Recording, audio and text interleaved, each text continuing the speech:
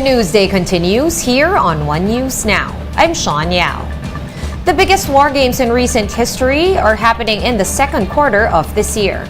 Brian Castillo tells us more U.S. and Filipino troops are participating.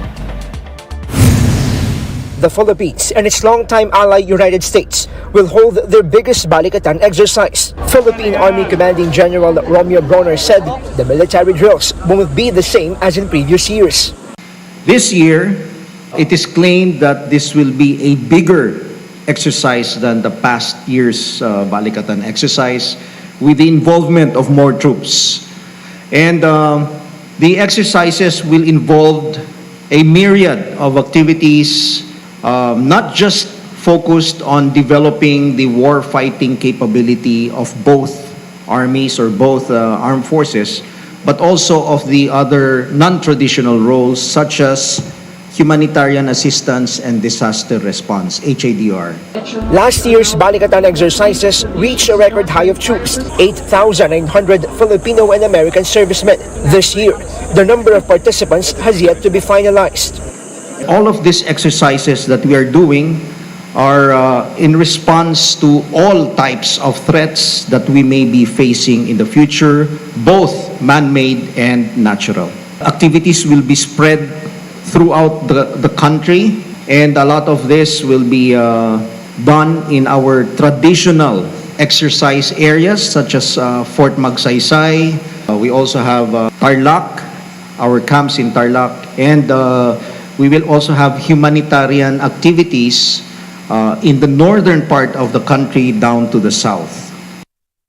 Balikatan 2023 will begin in April and will last until June. Other countries like Japan are participating as observers. Meantime, Bronner expressed his support for the Enhanced Defense Cooperation Agreement between the Philippines and the United States. He also agrees with forging visiting forces agreements with other countries. This is not the stand of the Philippine Army, but my personal stand. I believe this would be beneficial for our country if we allow more of our partners and our ally to come into the country to train with us. No? Not really to stay here and establish bases, but more so that we could train with them. As tensions rise between the Philippines and China in the West Philippine Sea, the military reiterated that they are ready to defend their territory. This comes after AFP's call to China to restrain its forces following the laser-pointing incident in Ayungin Shoal on February 6. Even before this call by the armed forces of the Philippines, we have been preparing already. We are now transitioning from internal security operations focus to territorial defense. There is a common theme among armies around the world. We have this common belief that eventually wars will be fought on land. So, we have to be prepared. And the Philippine Army can assure you that if any invaders would come near the land of the Philippines or inside, inland, your Philippine Army is ready to defend our nation.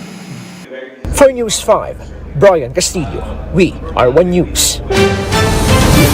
And former Defense Secretary Orly Mercado says that the Philippines should forge pacts with other countries on the back of the laser-pointing incident in the Ayungin Shoal. In an interview with Sa Totoo Lang, Mercado noted that the country only has one mutual defense treaty agreement, and that is with the United States.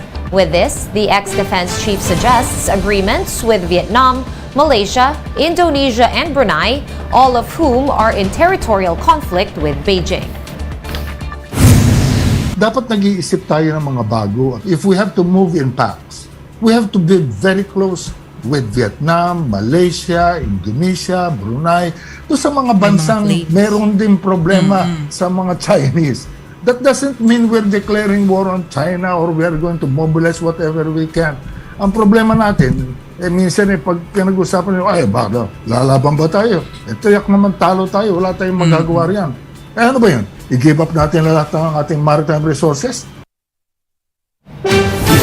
Moving on, One lawmaker is questioning the capability of PhilHealth to cover the annual medical checkups of its members.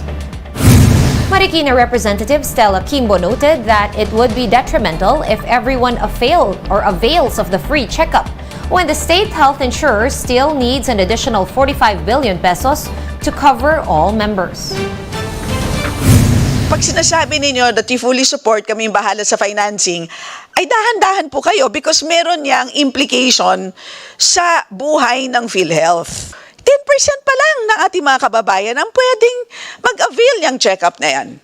And I am telling you, magiging ganyan yan for the longest time because ikamamatay ng PhilHealth kapag buksan yan sa lahat ng Pilipino.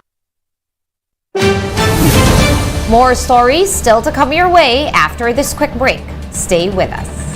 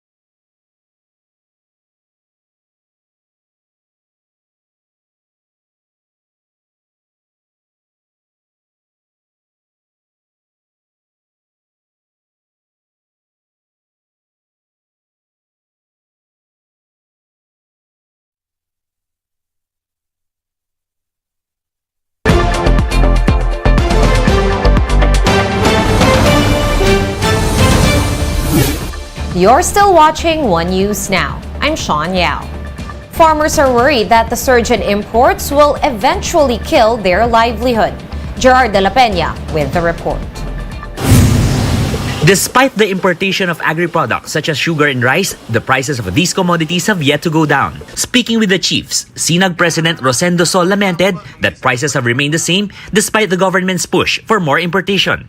Yung sugar, dumating yung imported, sabi ng SRA, pag dumating yung imported, sabi din ng presidente, pag dumating yung imported, bababa ng 70, in which hindi rin nangyari. No?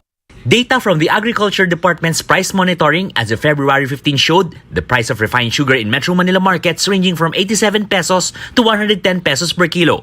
Meanwhile, rice prices with local premium rice and regular milled rice are selling for 42 to 49 pesos and 32 to 40 pesos per kilogram respectively. Recently, the SRA board unanimously approved the plan to bring in 440,000 metric tons of refined sugar to stabilize retail prices and shore up the country's buffer stock. They expect sugar prices to go down to the 85 pesos per kilogram level once the first batch of refined sugar arrives in the country in April. Farmer groups, however, were expecting that given the numerous importation orders, it would have been enough to bring down the prices. But that hasn't been the case. This has left both consumers and producers at a disadvantage. Kung makita mo kasi yung import ng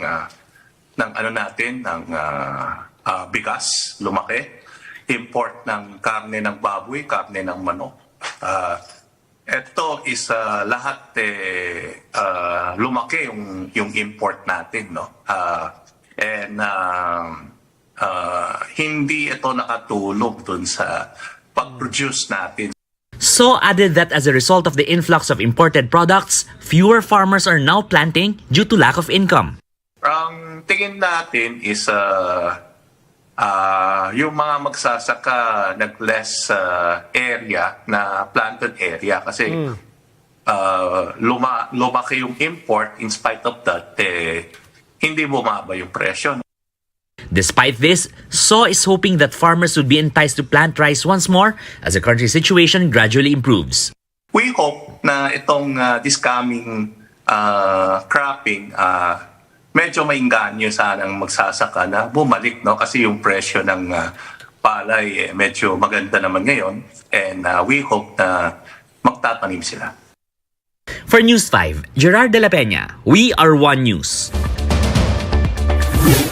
The Wages and Productivity Board of Metro Manila is conducting consultations for a possible wage hike. Labor Secretary Benny Laguesma said the board is also gathering data from micro and medium enterprises.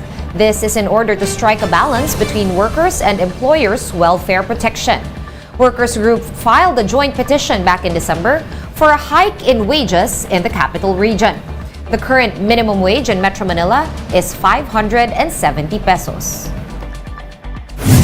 Batay po doon sa inihain na petisyon, meron na po silang isinasagawang mga konsultasyon, focus consultation, dahil po isinasaalang-alang talaga yung nabanggit nyo na mataas na inflation rate. Meron na po silang mga ganyang klaseng pagkilos. Nang sa ganon, sa kanilang pagsasaalang-alang po ng petisyon ay makapagbigay sila ng mga tamang batayan o sapat na batayan na hindi lamang tutugon sa pangangailangan po ng ating mga manggagawa, kundi magbabalanse din po at magsasaalang-alang sa kalagayan ng mga kumpanya. Let's now take a quick look at today's other top stories. The Philippines has detected its first case of the COVID Omicron subvariant XBF, which is linked to an increase in infections in Australia and Sweden. But according to the Health Department, severity and symptoms from the new mutation are not different from those caused by the original Omicron variant. The Philippine Competition Commission has been investigating onion cartel since November of last year. Under the Philippine Competition Act, those found guilty of manipulating supply and prices are facing jail time of up to 7 years and penalties of as much as 100 million pesos. The government expects a boost in the country's tourism as the Philippines reopens its ports to luxury cruise ships. So far, 3 cruise ships have docked in various ports around the Philippines. For more updates, visit News 5, The Philippine Star, and Business World online. Visit our website, onenews.ph, for more in-depth analysis. You can also catch One News on Signal Play. Register for a free account at www.signalplay.com and stream One News live anytime, anywhere. I am Sean Yao. We are One News.